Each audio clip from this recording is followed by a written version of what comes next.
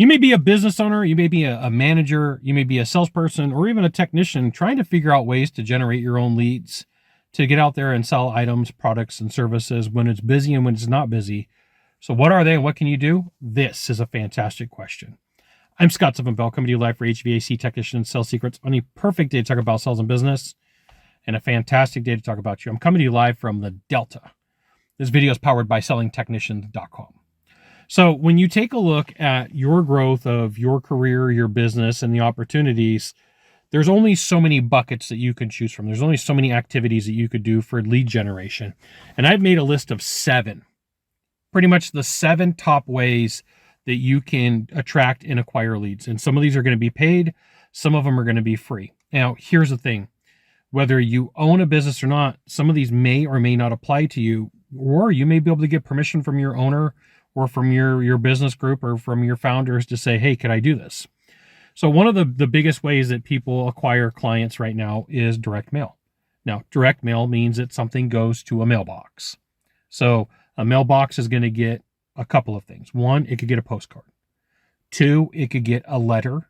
Well, usually these letters are about 2 pages with an offer for a tune-up or a system, and they typically get 1/10 of 1% for a response. So the numbers are, for every 1,000 that you send out, you're probably going to get 1 response. Okay. So 15,000 mailers with good copies probably going to get you about 15 leads. 15,000 mailers at 70 cents each. You just start doing the math. It's like $11,000. And so what ends up happening is, like, some of this is a constraint for the business for how much money they can spend. Postcards are about 40 cents each, 30 cents each, depending upon size and which way that you're going to ship them. Number 2, pay-per-click. There is all sorts of pay-per-click. There's Google, there's all of the consolidator sites. I'm just going to lump them all together, where you can say, hey, listen, at the end of the day, these are all the ways that I'm going to buy clicks. So pay-per-click meaning that somebody clicks on the button, they're going to send you to the website. This can be really expensive.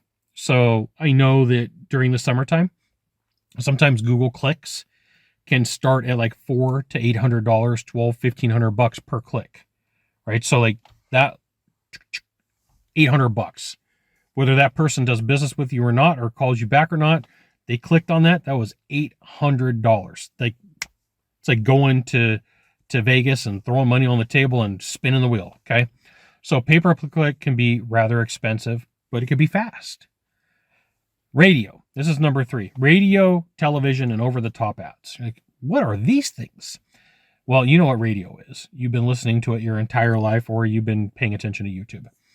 You got television. Radio and television can be expensive. They charge per 1,000 CPM, per 1,000 impressions. And depending upon where that commercial is in the slot, so like if the show stops and it goes into commercial, that first commercial is prime real estate because the people are watching it. Okay. And then the end spot can be just as expensive because it's going into the show. People tend to fast forward what they're watching to go into a show. Radio is going to be the same exact way. Like if you're going to sponsor somebody and they're going to be a spokesperson, Sacramento is like a number 29 or 30 market.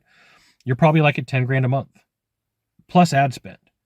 So it's going to be 10 grand to have a spokesperson where they talk about your company plus some ad spend. So we're talking like $15,000, $20,000. In a smaller market, it could be less. In a big market like LA, San Diego, like in a top 10 city, who knows what you're going to pay.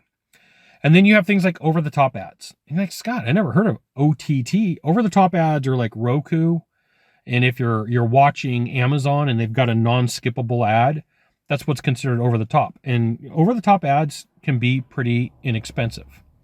I'm also going to put geo-fencing in this one because it's kind of similar, and it's a similar channel type where I could draw a circle around an event and I could target leads. And what you're going to find is there are ways to get leads this way. Number 4, door knocking. Now, it's interesting to me that there's people out there like, you shall not door knock. And then there's people out there, they're like, we're going to door knock. What's the right answer? Get leads. Go do some door knocking. You could get a team that's going to canvas. Like, Think about this, okay? You've got a cost of a lead per click at $800 or $1,200. Or you got a dude or a chick that's knocking on door setting leads. Which one's going to be more expensive? Hands down, it's going to be the person who's going after the pay-per-click, right? It is disruptive to have somebody knock on the door, but it's not $800 a lead expensive. And so, like, there's companies that specialize in door knocking. There's companies out there that absolutely should specialize in door knocking. You got referrals. Do good work.